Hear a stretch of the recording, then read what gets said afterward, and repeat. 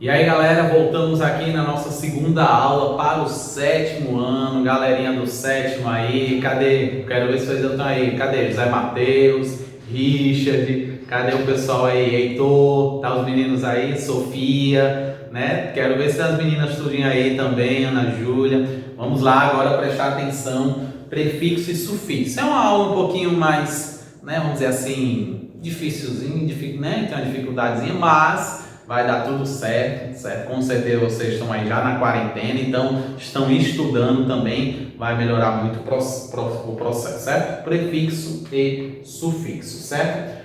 Já muitos professores, né, já deram isso, né? Quem é meu aluno sabe que a gente já falou sobre isso em sala de aula, mas vamos continuar revisando e falando, certo? E também tem assunto novo, né?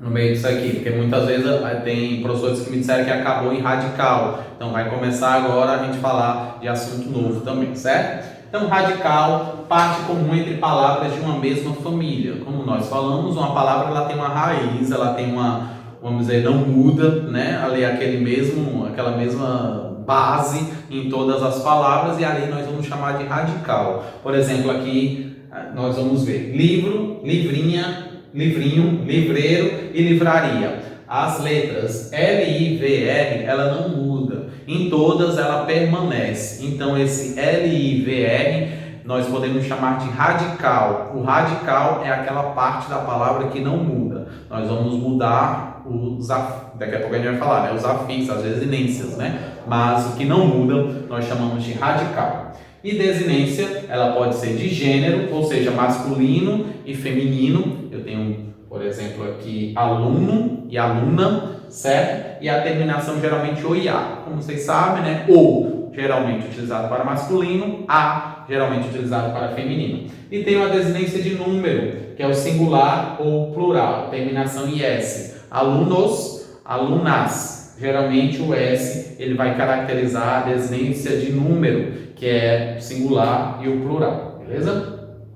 Prefixo e sufixo, os afixos apresentam sentidos que são próprios. Então nós temos os afixos e eles se dividem em prefixos e sufixos. Com muita calma, vamos falar sobre isso, né? Para alguns é novidade, para outros não, já sei. Então devagar nós vamos falando sobre isso, ok? Prefixo já tem um nome pre, que vem antes. Então, antes do radical, eu tenho, por exemplo, a palavra crer, utilizando um prefixo, algo antes, certo? Eu vou ter descrer, certo? Eu tenho a palavra ler, e aí, utilizando um prefixo, algo antes, eu vou ter reler. Eu tenho a palavra capaz, e utilizando um prefixo, eu tenho incapaz. Então, o prefixo é sempre esse termo que vem antes da palavra. Eu sempre associo pre com antes, prefixo. Se o prefixo é antes, o sufixo é depois, né? Então, o que nós temos depois da palavra, nós vamos chamar de sufixo, depois do radical. Por exemplo, papel, eu tenho depois a palavra papelaria. Riso, eu tenho a palavra risonho. Então, esses termos que vêm após o radical, aí depois, né, no caso, eu vou chamar de sufixo, beleza? Sintaxe é a parte da gramática que estuda a disposição das palavras na frase e das frases no discurso. Na sintaxe eu vou ter a análise da frase, o que cada frase, cada termo da frase. Então, essa análise eu vou chamar de sintaxe, certo? Frase, uma pequena revisão aqui, é todo enunciado de sentido completo, podendo ser formada por uma só palavra ou por várias, podendo ter verbos ou não. Então, uma frase, ela vai, por exemplo, como a gente já disse em sala, silêncio. Somente essa palavra, ela é uma frase, certo? Então, a frase, ela pode ser uma palavra, como pode ser também, como nós dizemos, né, uma frase, né, várias palavras. Um menino gosta de assistir televisão. Então, isso tudo também, claro, é uma frase, né? Mas também uma palavra pode ser uma frase. Oração é todo enunciado que tem sentido completo e que tenha verbo. Já diferente da frase, a oração necessariamente ela precisa ter verbo, certo? Se eu não tiver verbo, por exemplo, silêncio, somente essa palavra isolada, ela não é uma oração, porque ela não tem verbo, né? Naquela segunda que eu disse, o menino gosta, né? Então, nessa segunda aí eu já tenho uma oração, porque eu já tenho verbo, beleza? Período é uma frase constituída de uma ou mais orações. Quando eu tenho mais de uma oração, certo? Uma ou mais orações, né? No caso, eu vou chamar de período, beleza? Estrutura da sintaxe, só para a gente ter uma noção aqui, a gente não vai, né, a fundo, detalhado, isso aí vocês vão ver muito, com certeza, no oitavo, no nono e também no ensino médio, essa divisão, realmente o estudo detalhado de cada parte, né, numa frase, numa oração.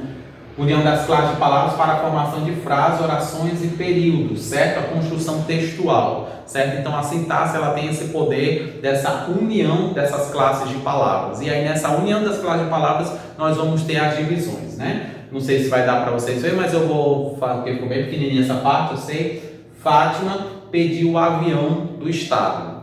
Fátima pediu o avião do estado. Fátima é um substantivo próprio, né? A pessoa, né? No caso aqui, Fátima, eu pensei até na governadora, não vou negar. Então, Fátima, a governadora, então um substantivo próprio. Pediu, pediu é o quê? Verbo. Eu peço, tu pedes, ele pediu, nós pedimos, né? Então, um verbo, Fátima pediu o, todos nós sabemos, um artigo, certo? O, artigo. Avião, avião, substantivo, ok? Do, contração da preposição de, com o artigo definido, certo? Então, de mais o o, eu formo o dó, né? O do, né? No caso, né? Do estado, estado substantivo. Então, essa divisão que eu tenho, né? Das palavras, das classes, na melhor palavra assim, né? Das classes de palavras, aí no caso eu vou ter a sintaxe, certo? Galera, exercício propósito é o capítulo 4 do livro 2. Então, pegue o seu livro 2, capítulo 4. O que eu falei aqui está lá nesse capítulo 4. Releia o capítulo 4. Você está muito tempo em casa, com certeza você tem tempo para reler. Então, releia o capítulo 4, faça o exercício. Já fez? Parabéns, né? Veja o que você escreveu, né? Escreva mais numa questão que talvez você escreveu pouco, certo? Se não fez, uma ótima ocasião para poder fazer, beleza? Deixo vocês com essa frase de Albert Einstein, certo? Aprenda com um ontem. Vivo hoje, tenho esperança para o amanhã. Vamos cheios de esperança, aprendendo com ontem, vivendo hoje. E se Deus quiser, o amanhã será melhor. Muito obrigado, até a próxima aula.